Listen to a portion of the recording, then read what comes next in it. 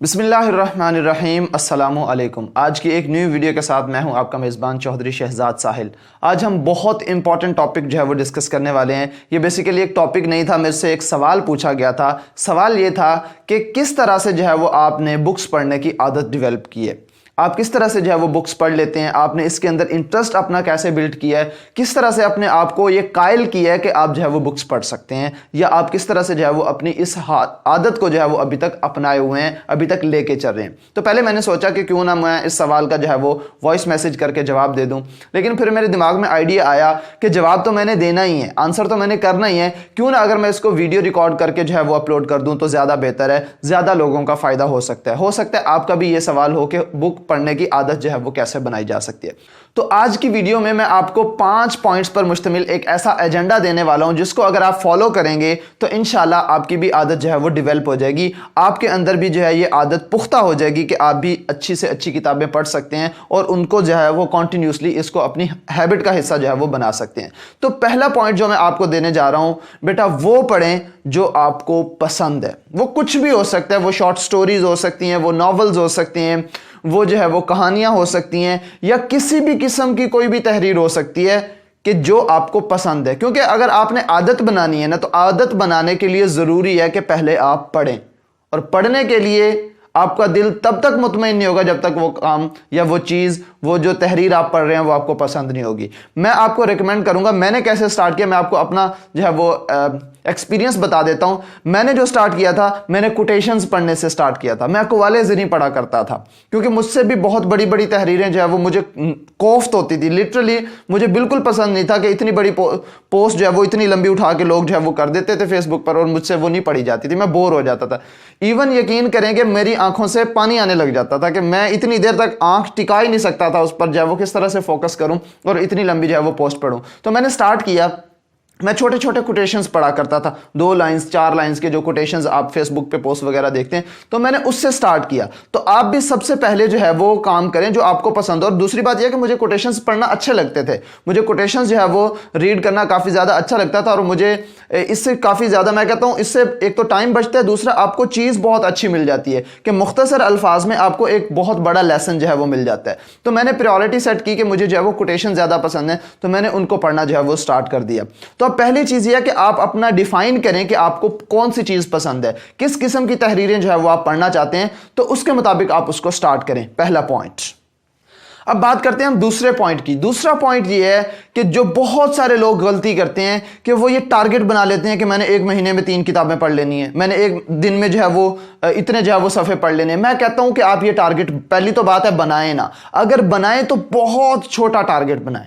Don't make huge targets. उसकी वजह पता क्या है, जब आप छोटा सा टारगेट बनाते हैं तो बेसिकली जब आप उसको छोटे से टारगेट को अचीव कर लेते हैं, आपको एक खुशी का एहसास होता है। जब आप बड़ा टारगेट सेट कर लेते हैं तो वो आपसे अचीव होता नहीं है, तो उसकी वजह से आप डिसहार्ट हो जाते हैं कि केड़े रोड़े नू पै गए हो, किस अजाब में जो है वो मुब्तला हो गए हैं, तो आप जो है वो फिर डिसहार्ट होकर छोड़ के जो है वो भाग जाते हैं। मैं कहता हूं कि एक छोटा सा टारगेट बनाएं, फिर उसको अचीव करें, फिर उसको आहिस्ता आहिस्ता आहिस्ता आहिस्ता इनहेंस करें।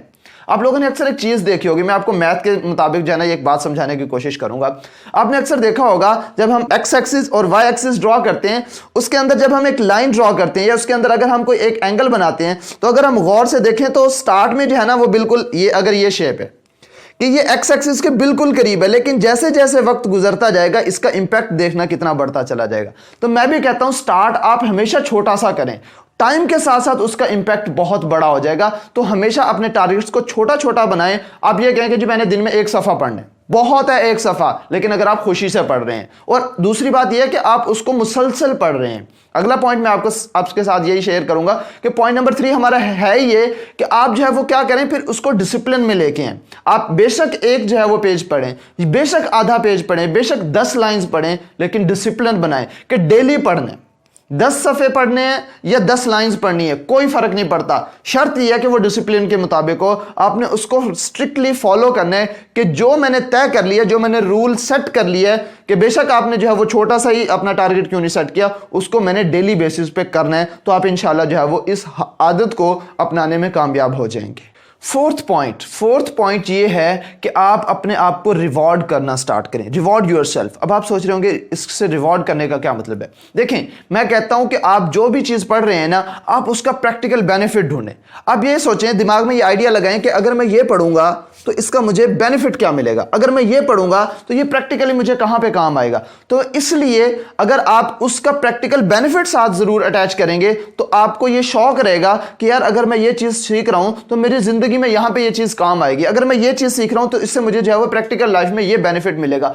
तो आप अपना एक जो है वो प्रैक्टिकल बेनिफिट्स भी जो है उसके साथ सेट करें, यानी कि आप एक रिवॉर्ड सेट करें कि यार अगर मैं बुक पढ़ रहा हूं तो क्यों पढ़ रहा हूं, यानी कि अपनी जो रीजन है, अपनी जो लॉजिक है उस बुक को पढ़ने की वो स्ट्रांग रखें। हजरत अली करमल्लाह वजह का एक फरमान है, वो फरमाते हैं कि कोई काम बड़ा छोटा नहीं होता, उस काम को करने की जो वजह है वो उस काम को या तो बहुत बड़ा बना देती है या उस काम को बहुत छोटा बना देती है। तो आप अपनी रीजन जो है वो क्यों ये काम कर रहे हैं, उस रीजन को जो है वो अपनी स्ट्रांग रखें। Start with why. Simon Sinek की एक किताब है, वो भी ये कहता है कि आप जो भी काम करने जा रहे हैं आप उसका वाई डिफाइन करें, क्यों कर रहे हैं आप।